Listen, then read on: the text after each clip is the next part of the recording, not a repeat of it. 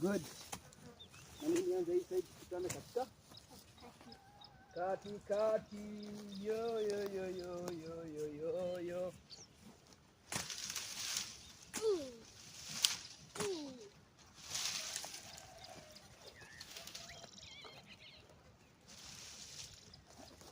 So tumesema hapa hivi tunatengeneza nini? Dam. Tunatengeneza dam ya kufanya nini? Tunatengeneza area ya ku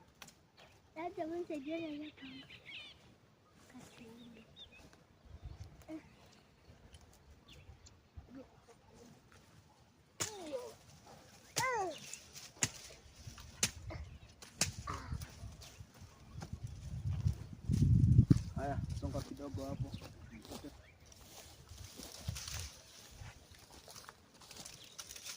Na Luna ameenda? Luna anaenda kwa nyumba. Nenda akakae akaeke gadu huko kwa nyumba. Na sisi tutengeneze damu. Kwanza kuclear. Tuweke damu yetu hapo ya Azola.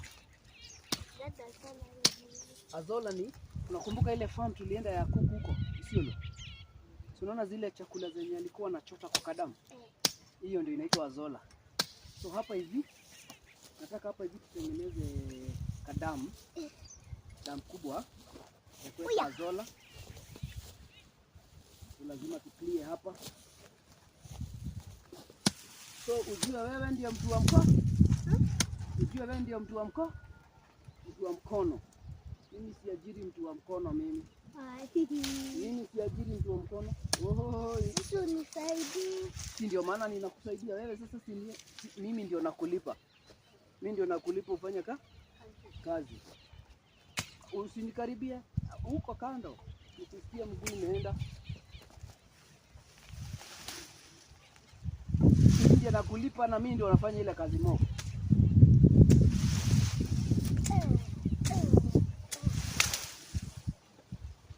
So tukimaliza kutengeneza sasa kadamu na kuweka Azola,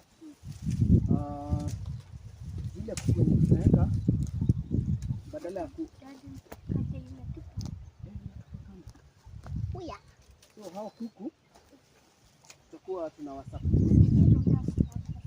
Huwezi kwanza tumia slasher juu niko hapa navuta hivi. Slasher unajua lazima uflash hivi.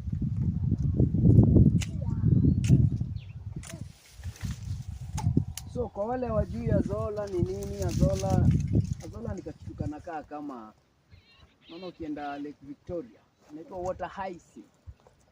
So hiyo Azola inakaanga hivyo, inamea juu ya maji. Hata ukienda ukate nusu upe kuku wako, kesho asubuhi bado utapata imeongezeka. It grows like haraka sana.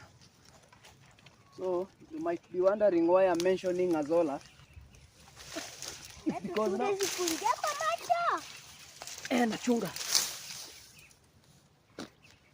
We visited a farm in Isiolo.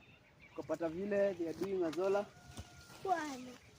And since we want to do our poultry farm, which we are going to introduce to you very soon, we also want to prepare ahead.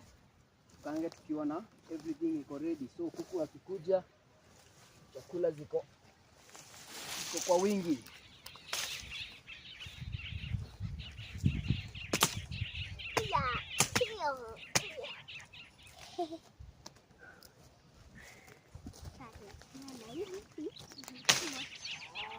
This is the other panga. Okay, ndio panga ingine.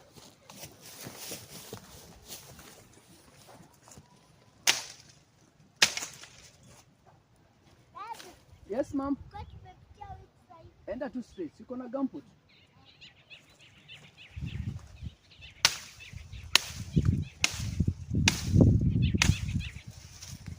So as we want to prepare first,